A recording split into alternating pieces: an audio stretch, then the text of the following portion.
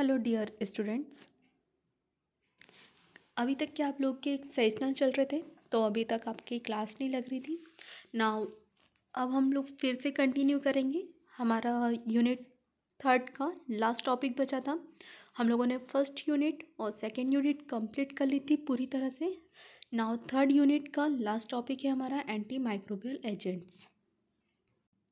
देखिए, मैं आपको ये आपका सिलेबस है। सिलेबस में हमने फर्स्ट और सेकंड यूनिट कंप्लीट कर ली थी और थर्ड यूनिट का आधा पार्ट आपके सेशनल में भी आ चुका है, दोनों फर्स्ट सेकंड और थर्ड यूनिट। ठीक, अब आज हम लोग बात करेंगे एंटी माइक्रोबियल एजेंट्स क्या होते हैं, उनके बारे में, उसकी डेफिनेशन देखेंगे। ठीक, फिर मैकेनिज़्म देखेंगे, किस तरह से कौन सा मैकेनिज़्म वर्क करता है। एंटी माइक्रोबियल एजेंट्स किस तरह से माइक्रो ऑर्गेनिजम्स की ग्रोथ को रोकने का काम करते हैं, उन्हें किल करने का काम करते हैं। देन हम उसके बाद में क्लासिफिकेशन देखेंगे।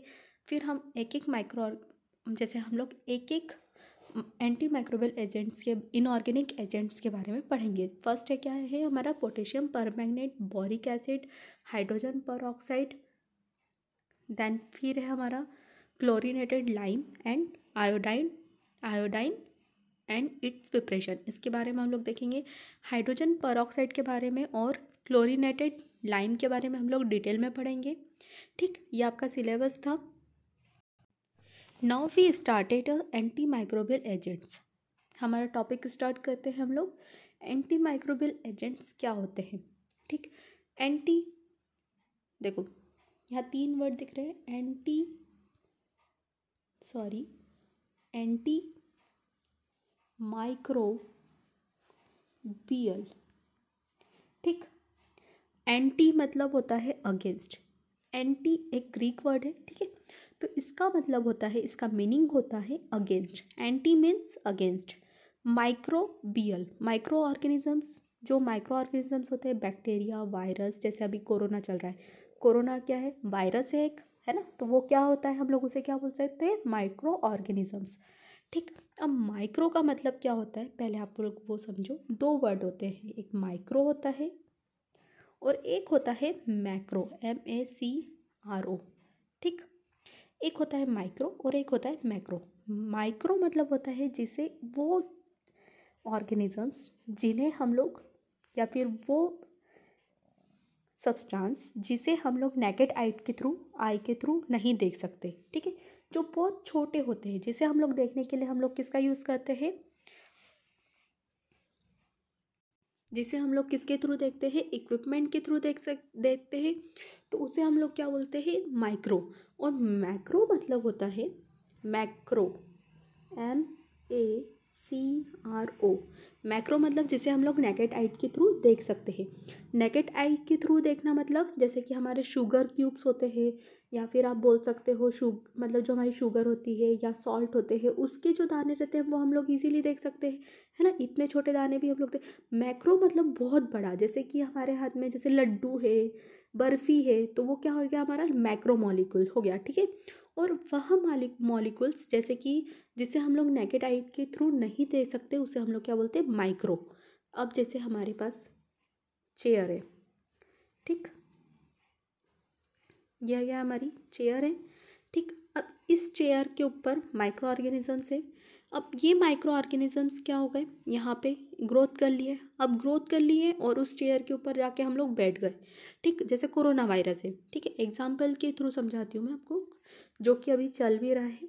जैसे कोरोना वायरस है, कोरोना वायरस क्या हुआ, ये चेयर के ऊपर आके बैठ गया। ठीक, ये चेयर के ऊपर आ गया और जैसे बोलते हैं ना, इसे मत छुओ। कहीं पे भी आप जा रहे हो तो किसी भी, जैसे जहाँ पे ज़्यादा भीड़ वाला इलाका है, जहाँ पे ज़्यादा रश है, वहाँ पे जा रहे हो तो आप लोग किसी भी चीज़ को ऐसे छुओ मत, है ना। क्यों, क्योंकि वहाँ पे वायरस हो सकता है, माइक्रो ऑर्गेनिज्म हो सकता है, कोरोना वायरस हो सकता है। ठीक है, तो वही उसे क्या कहते हैं, ये जैसे यहाँ पे चेयर है, चेयर के ऊपर माइक्रो ऑर्गेनिज्म है, यहाँ पर हम लोगों ने क्या डाला, एंटी बैक्टीरियल एजेंट डाला, एंटी माइक्रोबियल एजेंट डाला। ठीक, तो एंटी माइक्रोबियल एजेंट्स क्या हो गया हमारा, सैनिटाइज़र। सैनिटाइज़र हमने यहाँ पे डाला। सैनिटाइज़र में क्या है, अल्कोहल है, 70% अल्कोहल है।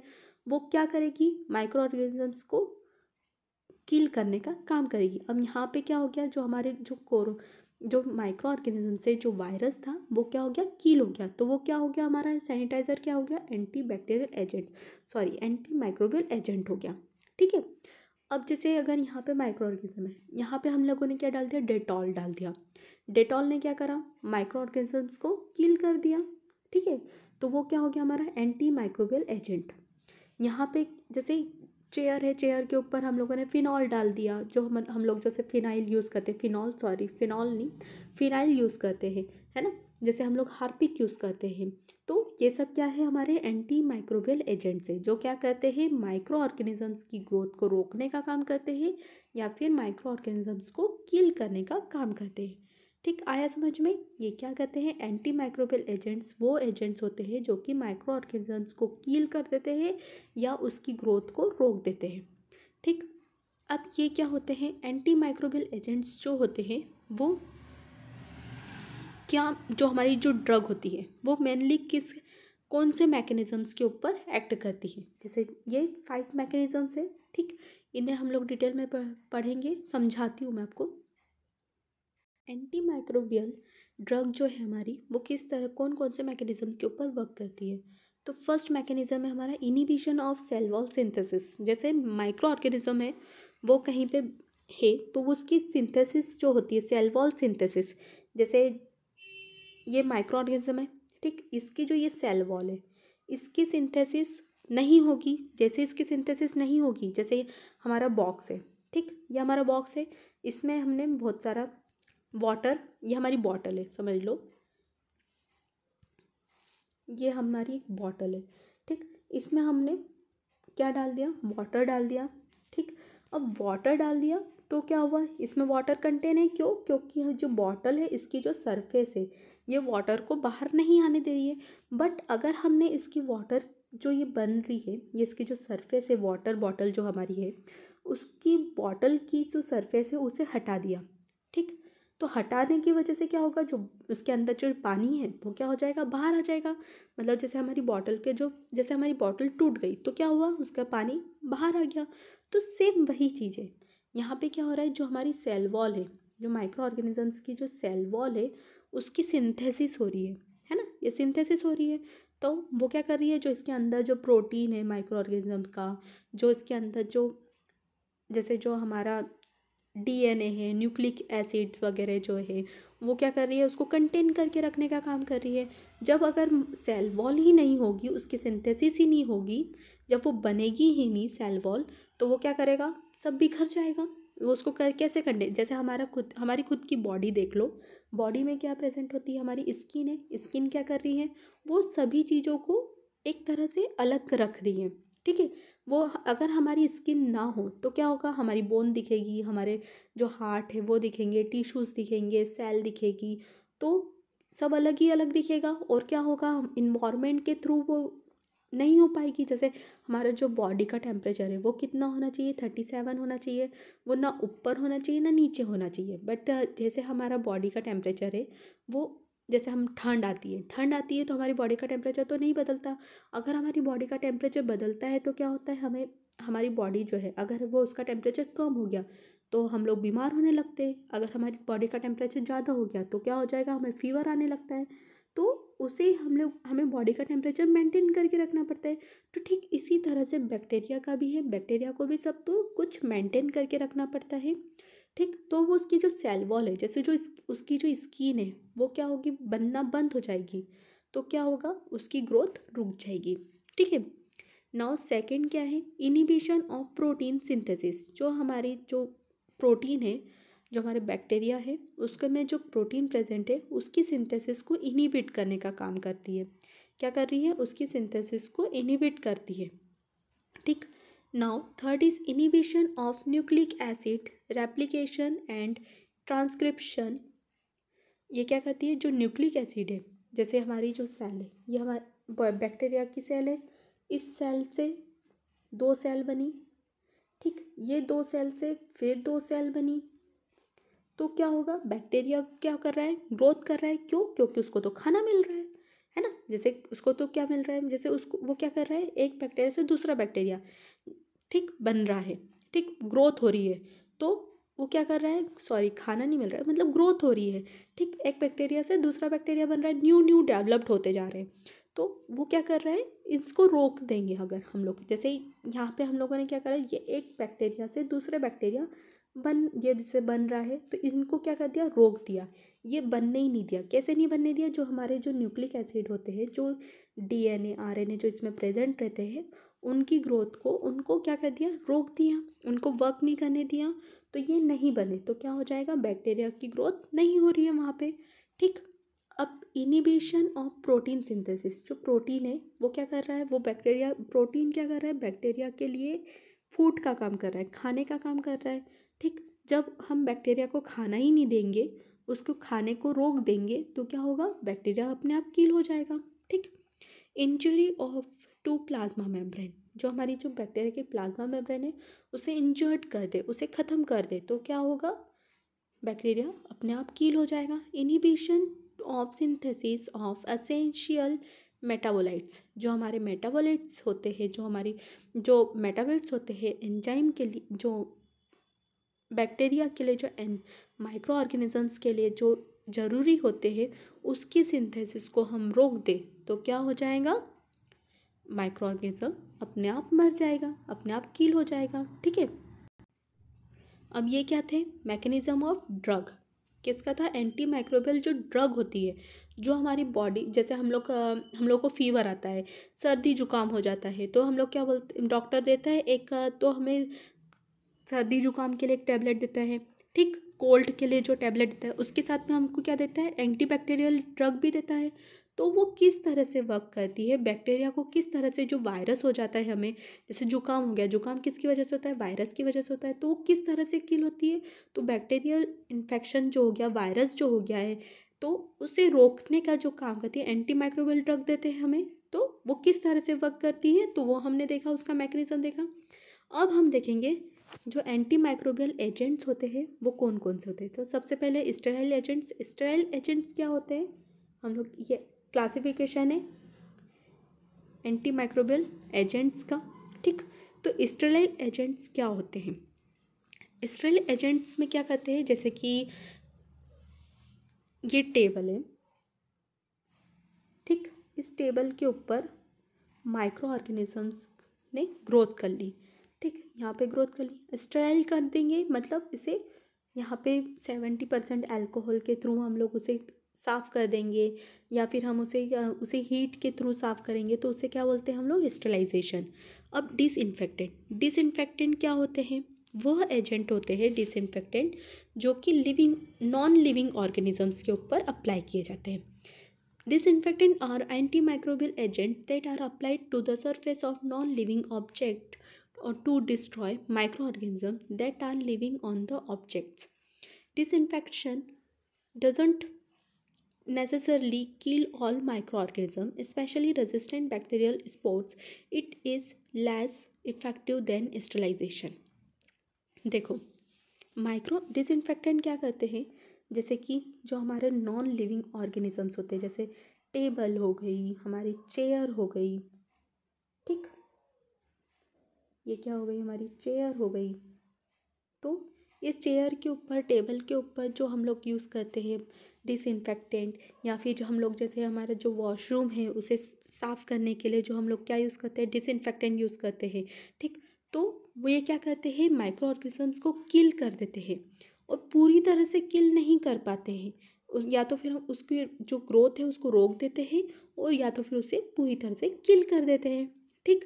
पूरे माइक्रो, ज़रूरी नहीं है कि इनसे पूरे माइक्रो ऑर्गेनिजम्स किल हो, बट ये क्या करते हैं, ये क्या करते हैं, माइक्रो ऑर्गेनिजम्स को किल करने का काम करते हैं। और ये कहाँ यूज़ करते हैं, नॉन लिविंग ऑर्गेनिजम्स के ऊपर। नॉन लिविंग ऑर्गेनिज्म मतलब जो कि टेबल हो गई, चेयर हो गई हमारी, है ना, वॉशरूम हो गया, ठीक। इनके लिए हम लोग क्या यूज़ करते हैं, डिसइंफेक्टेंट। और इसका सिंपल एग्जांपल क्या है, हमारा फिनाइल, जो हम लोग फिनाइल है वो हम लोग कहाँ यूज़ करते हैं, है ना। और जो हमारा हार्पिक है, हार्पिक भी इसमें आ जाएगा डिसइंफेक्टेंट में, ठीक। अब एंटीसेप्टिक कहाँ यूज़ करते हैं हम लोग, लिविंग ऑर्गेनिजम्स के ऊपर यूज़ करते हैं, जैसे हमारी जो हम लोग यूज़ करते हैं, जैसे डेटॉल यूज़ करते हैं हम लोग, बोरोप्लस यूज़ करते हैं, वो सब क्या है, एंटीसेप्टिक। एंटीसेप्टिक क्या करते हैं, जो हमारे माइक्रो ऑर्गेनिजम्स की ग्रोथ हो रही है उसे क्या करते हैं, प्रिवेंट करने का काम करते हैं। देखो antiseptic, this is a Greek word. क्या है ये, ग्रीक वर्ड है। एंटी दो वर्ड से मिलकर बनाया होता है, एंटी और सेप्टिकोस। सेप्टिकोस मतलब होता है, एंटी मतलब अगेंस्ट, और सेप्टिकोस मतलब होता है प्योर पर्ट्रीफैक्टिव। पर्ट्रीफैक्टिव। अब ये क्या कहते हैं, antiseptic are anti microbial substance that are applied to living tissue. देखो डिसइंफेक्टेंट कहाँ अप्लाई हो रहे थे, नॉन लिविंग के ऊपर अप्लाई हो रहे थे और माइक्रो ऑर्गेनिजम्स को डिस्ट्रॉय कर रहे थे, किल कर रहे थे। और ये कहाँ यूज़ हो रहे हैं, लिविंग ऑर्गेनिजम्स मतलब ह्यूमन बींग्स, एनिमल, बर्ड वगैरह के ऊपर क्या यूज़ होते हैं, एंटीसेप्टिक। और ये क्या करते हैं, reduce the possibility of infection. Infections को, सेप्सिस को, प्यूट्रीफैक्शंस को क्योर करने का काम करते हैं। जैसे हमें लग जाती है, हमें चोट लगी तो हम लोग क्या यूज़ करते हैं, डेटॉल यूज़ करते हैं। डेटॉल क्या करता है, वहाँ पे माइक्रो ऑर्गेनिजम्स की ग्रोथ को रोकने का काम करता है। हम लोगों को चोट लगी तो हम लोगों ने क्या लगाया, बोरोप्लस लगाया। बोरोप्लस भी क्या होता है, एंटीसेप्टिक वर्क करता है। ठीक, तो ये क्या हो गई, ये लिविंग ऑर्गेनिज्म। ऐसा नहीं है कि जैसे आपके आपके चेयर है, चेयर के ऊपर बैक्टीरिया ग्रोथ कर रहे हैं तो उसके ऊपर तो हम लोग का बोरोप्लस या फिर जो हमारा जो डेटॉल है वो तो हम लोग डाल नहीं सकते। ठीक है, डेटॉल तो एक बार हम डाल सकते हैं बट बोरोप्लस तो नहीं लगा सकते उसके ऊपर, है ना।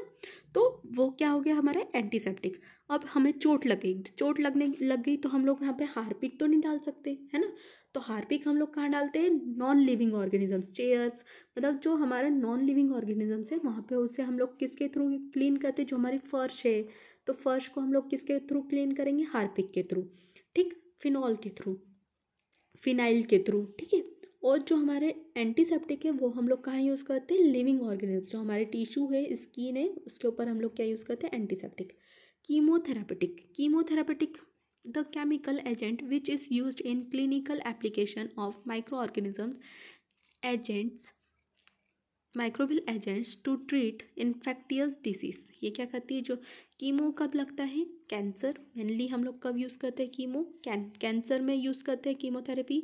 कैंसर में क्या होता है, जो हमारी जो सेल्स होती है, कैंसर क्या करता है, जो हमारी बॉडी में जो सेल्स होती है उसे क्या करता है, डैमेज करता है। क्यों, क्योंकि उसमें जो बैक्टीरिया जो ग्रोथ कर रहे हैं वो क्या करते हैं, हमारी सेल्स को डैमेज करने का काम करते हैं।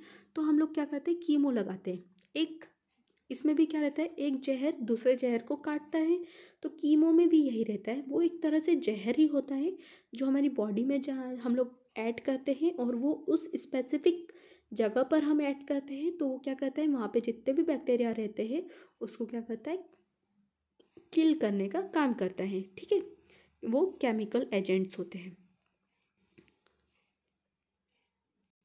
अब इसमें और भी है।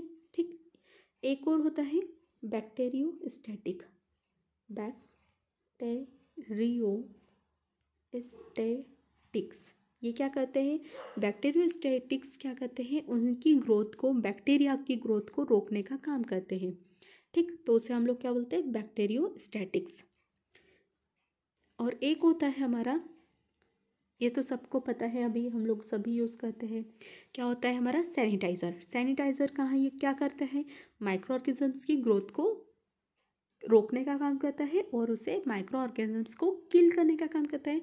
जैसे हमारा अभी क्या चल रहा है, कोरोना वायरस चल रहा है। कोरोना वायरस कहाँ बैठ गया, इस चेयर के ऊपर आके बैठ गया। ठीक, अब इस चेयर के ऊपर हमें नहीं पता कि यहाँ है कि नहीं है। ठीक है, अब इसमें हम लोगों ने क्या करा, माइक्रो जो हमारा सैनिटाइज़र है उसका स्प्रे करा। स्प्रे करने की वजह से क्या हुआ, यहाँ पे माइक्रो ऑर्गेनिजम्स किल हो गए, ख़त्म हो गए।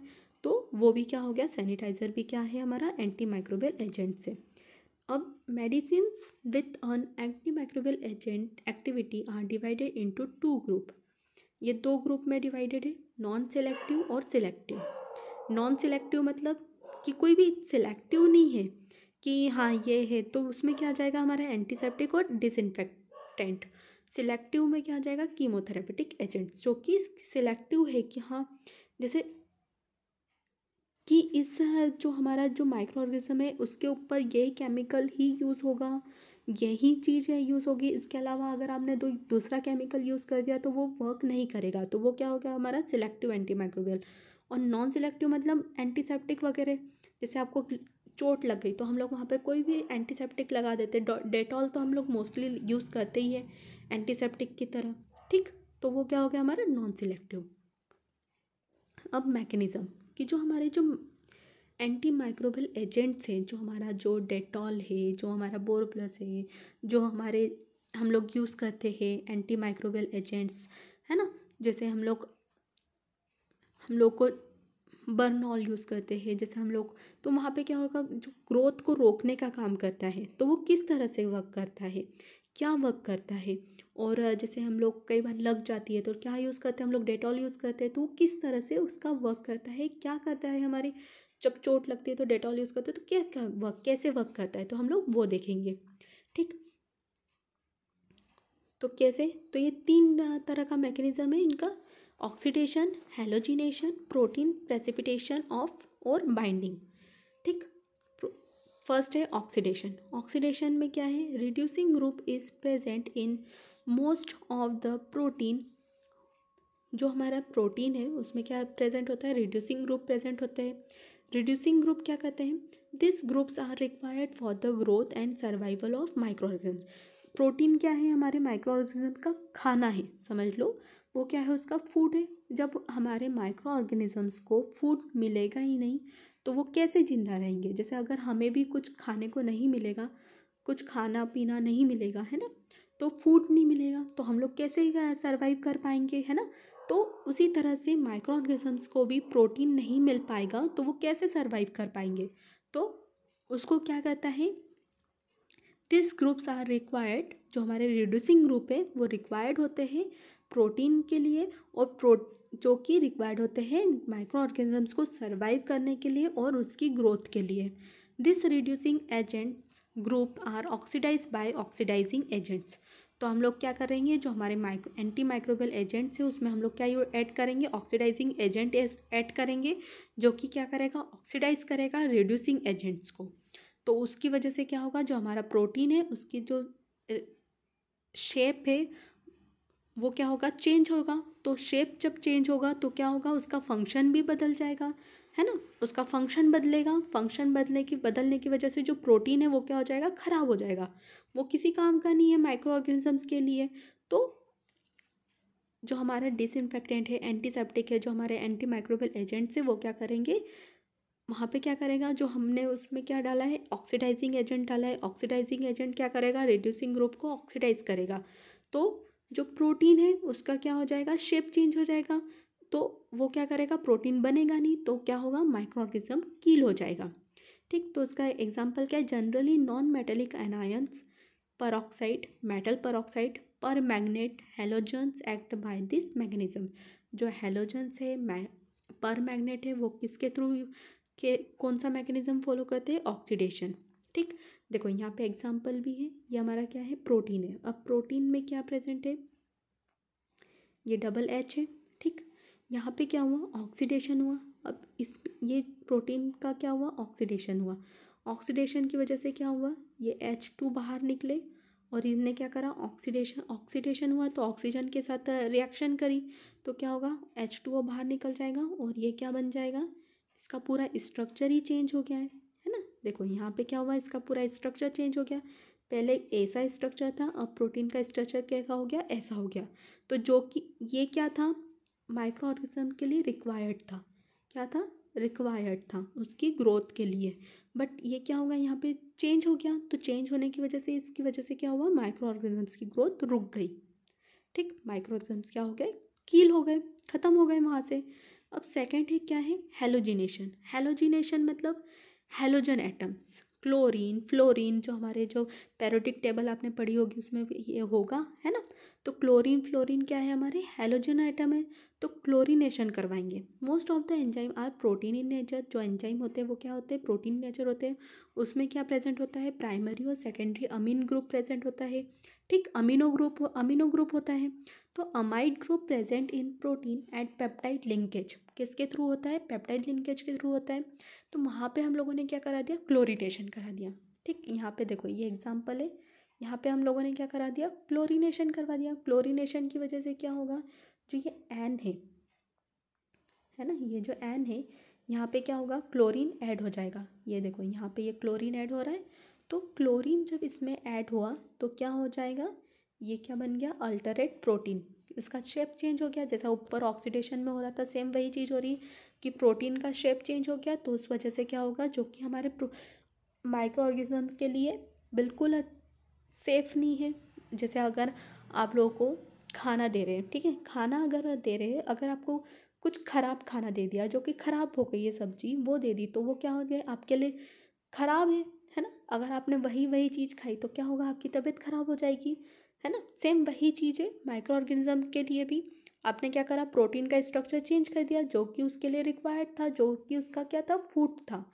जब उसको उसका फूड नहीं मिला तो क्या हो गया? उसने वो कील हो गया, उसकी ग्रोथ कम हो गई। नाउ प्रोटीन प्रेसिपिटेशन और बाइंडिंग। प्रोटीन प्रेसिपिटेशन और बाइंडिंग क्या होता है? Astringent are the compound which bring protein precipitation and form a protective layer on the surface and hence stop bleeding by constructing of blood vessels. देखो ये क्या है? हमारा जो एंटीसेप्टिक हम लोग यूज़ कर रहे हैं, डेटॉल जो यूज़ करते हैं, जो हम लोग एक्ने वगैरह हो जाते हैं तो उसके लिए जो हम लोग यूज़ करते हैं, जो हमारी फिटकरी होती है ना, वो भी कौन सा मैकेनिज़्म यूज़ होता है, उसमें क्या होता है? जैसे आपको चोट लग गई है ना, जैसे आपको चोट लग गई तो वहाँ पे हम लोगों ने क्या यूज़ करा? डेटॉल यूज़ करा, एंटीसेप्टिक लगाया। एंटीसेप्टिक ने क्या करा कि हमारे जो ब्लड का जो एकदम ब्लड बह रहा था उसको क्या हो गया? रोकने का काम करता है। ठीक, तो यहाँ पे क्या करा हम लोगों ने? एंटीसेप्टिक, हमें चोट लग गई, चोट लगने की वजह से हमने क्या लगाया? एंटीसेप्टिक। तो एंटीसेप्टिक ने क्या करा? जो वहाँ पे जो प्रोटीन था उसमें क्या करा? प्रेसिपिटेट फॉर्म कर लिए। प्रेसिपिटेट फॉर्म करना मतलब वहाँ पे क्या करा? प्रेसिपिटेट फॉर्म कर लिए। तो उस वजह से वहाँ पे क्या बन गई? प्रोटेक्टिव लेयर बन गई। यहाँ पे चोट लग गई तो वहाँ पे क्या बन गया? Protective layer. तो प्रोटेक्टिव लेयर की वजह से क्या हुआ? जो ब्लीडिंग हो रही थी वो रुक गई। क्यों रुक गई? कि जो ब्लड वेसल्स जो थे, वहाँ पे हमें चोट लगी तो वहाँ की जो ब्लड वेसल्स थी वो क्या हो गई? खराब हो, मतलब वो टूट गई थी। तो उसे क्या करा? जो हमारी एंटीसेप्टिक थी उसने क्या करा? उसको कंस्ट्रक्टिंग करने का काम करा, उसे कंस्ट्रक्ट करने का, फिर से बनाने का काम करा। तो उस वजह से जो हमारी ब्लीडिंग थी वो क्या हो गई? स्टॉप हो गई। ठीक, तो वो क्या कर रहा है? जो हमारा एंटीसेप्टिक है वो क्या करता है? जो प्रोटीन है उसको प्रेसिपिटेट, उसका जो क्या करता है? प्रेसिपिटेशन करने का काम करता है, प्रोटीन को प्रेसिपिटेशन करने का काम करता है। ठीक है, तो उस वजह से वहाँ पे क्या होता है? ब्लीडिंग रुक जाती है। ब्लीडिंग नहीं होगी तो वहाँ पे माइक्रोबियल ऑर्गेनिजम्स की ग्रोथ नहीं होगी।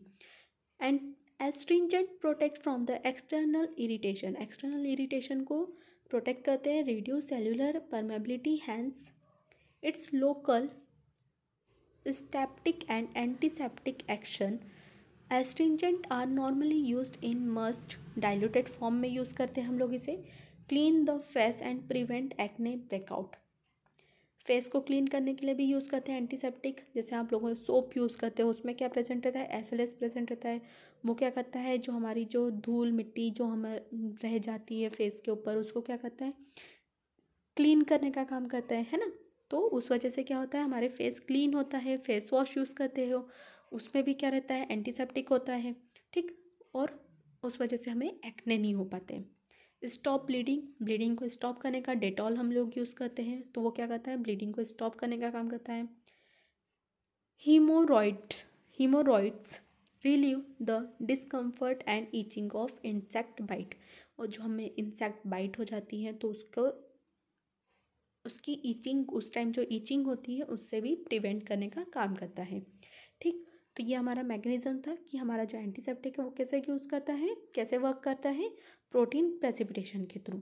और जो है हेलोसिनेशन में क्या होता है, क्लोरीन और जो फ्लोरीन क्लोरीन जो रहता है वो क्या करता है, जो प्रोटीन का जो पेप्टाइड लिंकेज है उसके साथ रिएक्शन कर लेगा, तो प्रोटीन का जो स्ट्रक्चर है वो चेंज हो जाएगा। ठीक, चेंज हो जाएगा तो जो माइक्रो ऑर्गेनिज्म को जो फूड चाहिए वो मिल नहीं रहा है, तो जब उसको वो फूड नहीं मिल रहा है तो क्या होगा, वो अपने आप कील हो जाएगा। सेम वही ऑक्सीडेशन में भी वही है। ये सब क्या है उसके एंटीबायोटिक के क्या है, ये सब मैकेनिज़्म है। ठीक, जो कि हम लोग टॉपिकली मतलब जो बाहर यूज़ करते हैं, जो हम लोग लेते नहीं है, जो हमारी बॉडी के अंदर नहीं जाता है, जो बाहर हम लोग यूज़ करते हैं क्रीम वगैरह, तो वो किस तरह से कौन सा मैकेनिज़्म फॉलो करते हैं वो हम लोगों ने देखा है। ठीक है, ओके, थैंक यू।